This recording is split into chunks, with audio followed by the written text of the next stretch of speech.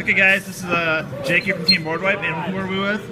John Kudronowicz. And what did you just do? I topped my first regional. I got third place with Burning Abyss. Okay, cool. What's the deck? All right. Main deck, standard stuff. Why do you run the tour guide? One tour guide, 3 Scarm. I ran 3 Rhino. Some people don't like 3 because drawing is bad, but I feel like you just want to really see the first one. 2 Sir and 1 Graph, for obvious reasons.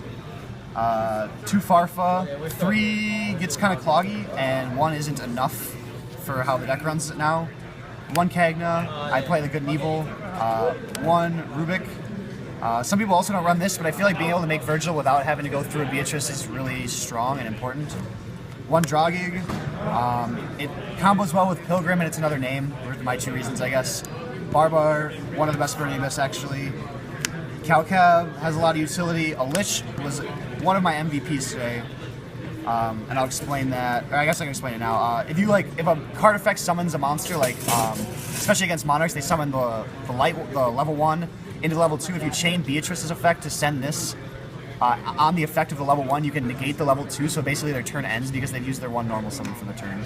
And similar plays to that. And then they drop the double summon and it's over.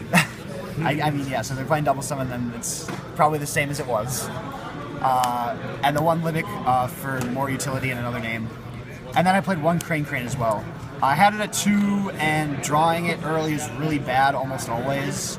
So the 1 worked well enough for me today. I didn't find that it was good, particularly amazing or particularly bad.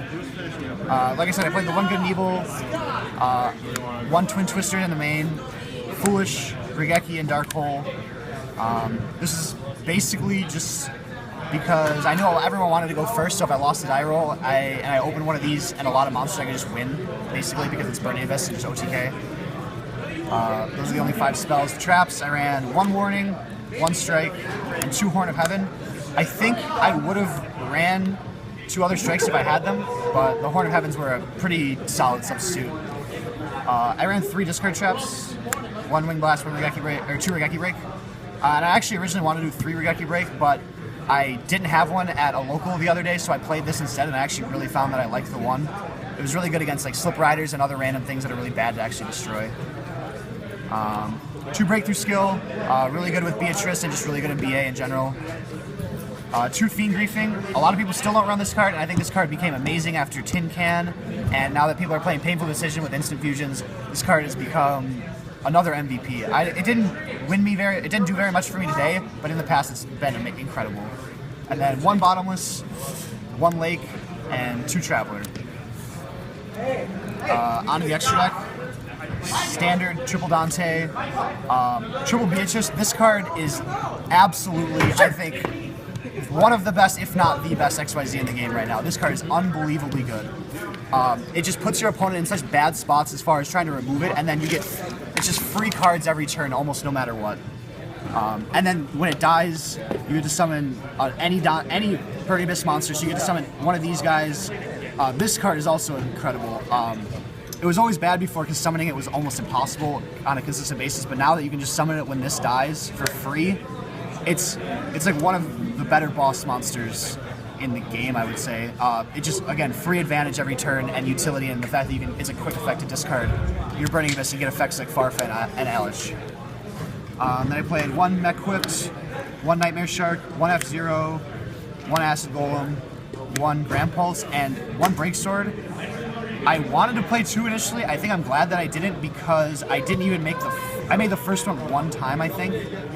I think before Beatrice came out, it was better to run 2, but now you don't really need it because you just want to make Dante and Beatrice every XYZ you can. And then into the side deck, I was really scared of Cosmo, and I actually beat every Cosmo I played today with 3 of the Kaiju and 3 System Down. And then I played 1 Shadal Dragon in the side. I thought about maining it for a while, and then Spell and Traps aren't that relevant, I guess, game 1 as much, and it's just really clunky if you draw it, and I just didn't want it all the time kind of thing. And then 2 Twin Twisters. I ran 1 Lake in the side as well, and Skill Drain. And then I ran 2 Mischief of the Gnomes. This card is really good with Beatrice, especially against Pepe. or the mirror match, because you just it's a floodgate basically that you can send from your deck. You don't even have to draw it, which is pretty incredible. And then the Droll, these cards I never sided, and this was mostly for Monarch FTK, because I knew a lot of people were playing it today. And same with this pretty much, except I decided against other things I didn't. But I was glad to have them in there just in case. And I wanted to decide some card that you can banish it from your graveyard and it stops an effect damage eater. Yep. In case I went first with Beatrice and then could have done that to guarantee me not losing that game. So that's the deck. Okay, cool. Thanks for giving it to us. No problem.